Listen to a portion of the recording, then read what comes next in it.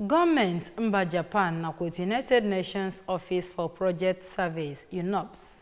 enyefego akọrọngwa nkwado dịgasị iche iche maka mgbanwe ihe igwe bụ nke arụ na steeti anya n'aka gọọmenti Anambra steeti. O wezuga akọrọngwa eji achọpụta mgbe iji mmiri ga-eme tinyere ụfọdụ mmiri dịgasị na steeti a. Ndị otu ha bunyekwara ụgbọala iri, trọk atọ buru ibu, akọrọngwa ICT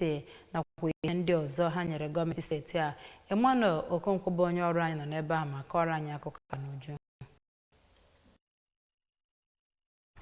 Dịka ọ na-echitere gọọmenti Japan, onye ji ọkwa Ambassador Affairs Embassy of Japan in Nigeria bụ Maazị Hitoshi Kozaki kwupụtara njikere gọọmenti Japan dị ịga n'iru n'inyere Anambra steeti aka ịnụ ọgụ megide ya bụ iji mmiri na-agba kwa afọ ọbụla na steeti a yana imerime ihe ndị ọzọ na-echere steeti a aka mgba.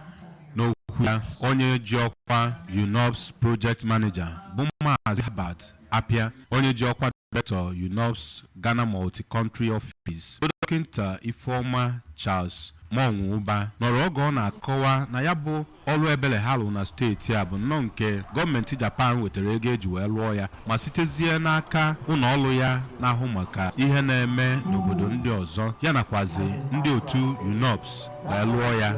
N'okwu nke ya, aka na steeti a bụ ka Mmụtachukwu Soludo nke ọ bụ onye nọchite anya ya na ya bụ ihe mmemme bụ osote ya bụ Dọkịta Onyekachibezim kenere nnọọ gọọmenti Japan nakwazi ndị otu UNOPS maka ịgbatara steeti ọsọ enyemaka n'ihe gbasara ya bụ iji mmiri na-akpa mkpamkpa na steeti a kwa afọ ọbụla ma kwue na ihe otu a ha mere bụ nnọọ nke ga-enyere mbọ dị iche iche gọọmenti steeti a na-agba iji wee weta ya bụ iji mmiri na-agba na steeti a na njedebe